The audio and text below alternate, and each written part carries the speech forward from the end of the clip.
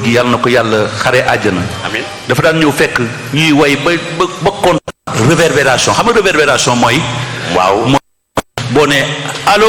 mu tas xam nga day neex ci woykat wala booy wax sax dégg-dégg ne allo defal ma delay ma wan la allo dokkal ma delay allo defal delay njaga defal delay rek ma wan ni mu noon neexee allo xam nga day gën a tooy son bi day gën a tooy paa bi dafay ñëw ne non li bugguma ko dindi ko ay resol la da koy dagg donc naturel tu chantes sans réverbération muy dégg sa baat rek. soirée bi yëpp benn kaasu coca ngay naan. c'est important c'était pas méchant. oui c'était la formation. dëgg la dafa mel ni armée. voilà coca ngay naan de doo naan pétrole de. du leen laa wax coca da doon vérifier xale yëpp ñi nekk ci musiciens yëpp ku nekk coca ngay naan. verre coca rek. nga ni bouteille bi lay jël. sottil kii sottil sa morom. réverbération. di wax muy tontu paa bi ñëw ne non yéen li ngeen bëgg dafa yomb toog dagg resol mu dagg dindi ko mu def ko nii ne ma woyal nii bu ci yokk benn couleur ak ay suukar ak yooyu xam nga y a des chansons sucrées waaye ba sucré mbir mi paa bi bëggul yooyu donc Ibra Kassé oui yoon bi ma jaar foofu ba bi ñu génnee formé étoile de Dakar room bu am njariñ la Assane Thiam ak Alla Seck donc ñu ñoo fa nekkoon après jóge fa formé étoile de Dakar yow nga wëri jiwaat dellu si jóge number one ñëw dugg sa kër ànd ak Youssou Ndour voilà bu weesoo bi ma ànd ak moom en 1973 voilà donc na nga ñëwaat rek waaw ma ni tàccu leen loolu ci Ibra Kassé formation la Youssou bu ma jógee ci Ibra Kassé waaw ku ñuy wax Moussa Diallo ca Thiès lan la lay fàttali wax nga lu compliqué kooku moom rek moo fi doon enregistré c'est-à-dire album yi ngeen doon dégg ak yooyu yëpp moom moo koy enregistré Thiès la dëkk moo amoon seul magnétophone bi ak les 2 micros paa bi day ñëw enregistré la ba pare dellu Thiès yow nga toog Dakar di xaar enregistrement bi donc Pa Moussa Diallo c'était l'ingénieur de son moom moo enregistré morceau yu bare yoo leen dégg nii muy ancien moom moo ko doon enregistré boobu temps ñaari micro lay teg samp ko nii voilà orchestre bi joué mais bu pare day taal dees bu rafet la yoroon Thiès la jëm bu ñu xëy naan mais paa bi du ñu jox sunu enregistrement yi parce que fan si yaa ngi xaar te kenn ñëwu ko mu jigi daal bu ñu xaar affaire bi ba mu yàgg ñu dem Thiès buntu Sangomar te doo ñemee dugg de ci buntu bi la ñuy xaar doo woo doom ñi ne ko waaw góor gi pareegul mu ne paa baa ngi mixé de bu yeboo ngeen dem bu demee donc c'était l'histoire et quand il revenait avec les trucs c'était magnifique. oui kooku mooy Moussa Diallo vraiment aussi lu bare la def. ndeysaan Moussa Diallo Thiès et bu mu daan enregistré Nagra la daan enregistré. waaw ay ça c'est teg bande bi rek muy daw. et mi ngi ci dëgg ñu ngi ci fen yàlla na ko yàlla xare àjjana. amiin ñu jógee foofu. Youssou. waaw.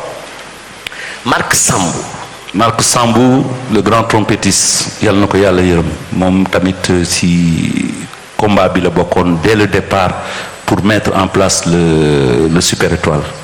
moom mooy jur Youssou Samb suma fils. waaw am na doom ji liggéey même ci télévision bi. oui. bu fa nekk mooy kii defar nit ñi. waaw moom sunu doom la. ku ñuy wax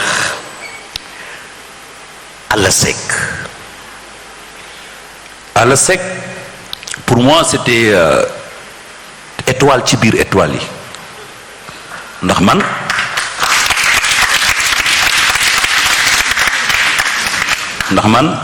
barki dem maa ngi dajeek kenn ku am solo sax booy mit ma koy nuyu mu ne ma yow munoo fecc ma ne ko waaw mu ne mais say fecc ñi ngi say mot ci si say wax ak sa mot c'est vrai moi je danse pas très bien mais oui je sais écrire du rythme xam naa waaw rythmé donc Alla Seck moo doon li nga xamee ni que moo manqué woon lool si ma je pense que c'était quelqu'un d'extraordinaire une étoile dans l'étoile Ouais. qui apportait un truc extraordinaire. way man ak moom nag ñoo dëkkoon. àll tailleur la woon tailleur. da daan lu ñëw koy xam tailleur waa da daan ñëw après mu ñëw dëkk ci sunu kër yore fa machine bi donc bu ñu demee rëcc dem jouer ji le matin client yaa ngi xaar moom jël na avance gars yi du ñu nelaw le matin la ñuy yee àll li nga ma waxoon àll lii rawatina nag tabaski ñu bokk di jouer muy ñaw en même temps mais c'était quelqu'un d'extraordinaire qui nous a raconté Alla Seck qui nous a raconté des anecdotes yoo xam ni ki kenn mënul xam nu mu toll. ndeysaan mës nañu dem kii France. boobu mooy bi ñuy teel a dem France quoi ak Jacques Higelin ak affaire yooyu donc man ak moom ñuy waxtaan ni ba xaw a tàng rek quoi mu ne ma sawaay fii nag doo fi kenn. tàccu leen loolu waay. ma ne ko mais àll fu ne ma mani la. France la fii doo fi kenn. xamuñu la. foo xamaguñu la de.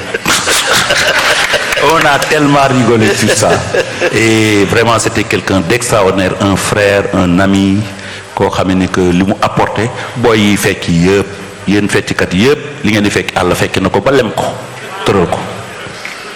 ndeysaan ah oui ah oui mooy àll. tànk yi da daan wax fii la daan taxaw. waaw def li muy def ku ñuy wax Maguette Dieng Boy Gris. ça c'était le premier batteur de l'Étoile de Dakar. oui Maguette Dieng de Louga. de Louga. grande famille griotte. ndeysaan. très grand musicien. oui te moo daan borom nii. waaw waaw Babacar. waaw waaw rey. Dieng yal na ko yàlla yërëm. da la daan reyal teeñ. waaw noonu sa la waay fi nga tëgg neex na. foofu doy na ma. doy na waar. ndekete boobu. waaw ma ngi def lu bëgg a encaissé. waaw noonu la ah day ñëw ku nekk ak sa système mbay. ku ne am nga sa système. ndeysaan mi ngi ci dëgg ñu ngi ci fen moom tamit. mais ku ñuy wax Habib Faye.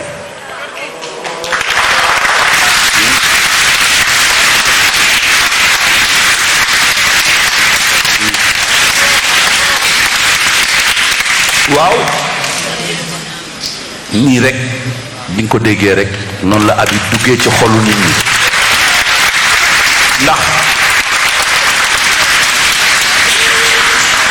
ndax comme ni ma ko waxee ci way bi Habib bi ma koy rencontré moom Moustapha Faye mii di frère am Ibou Cissé mii ak ndom si yàlla Adama Faye seen mag ñoom laa rencontré ba dajeeg Adama ne ma dañu am liggéey bu ñu war a mën a def ñun ma ne ko nañu créer deuxième formation ñu créer deuxième formation dem di répéter feneen boobu étoile la ngi tëgg ah super étoile la ngi tëgg di continuer mais on avait benn deuxième forme bu ñu ñoom bëggee naan attaay rek on est là-bas ci la morceau yu bari juddu nag dëgg la su ma lelee ndobin kii waa yi di tëgg marimba bi batteur la woon batteur Moustapha waaw batteur la moo ko doon tëgg tàccu leen ko moom batterie la daan joué. voilà batterie la daan joué Ibou Cissé mii nga gis mu taxaw ci clavier yi guitare la daan joué donc vraiment Habib ma ñëw nag Adama ne ma bon booy yaa ngi nii ma gégg booy bi mu joué gis Habib mu joué boobu temps ñi ngi départ pour dem Paris Espace Ballard Africa Fête tellement que j'étais impressionné que dama ne Adama am nañu bassiste muy Kabou Gueye mais Habib day ñëw ànd ak ñun donc cette tournée là moom moo waral fekk mu terminé année bi ma ne ko sa waay la ngay continuer ci jàng def ko ci guitare gi rek noonu la arrêté école am ñëw dëkk ak man parce que Habib on a habité ensemble beaucoup de choses yu ñu bind ñu defar dañu dëkkoon ensemble di liggéey fii ci Dakar waajuram yi yépp d'accord ne que man may magam ñu ànd ba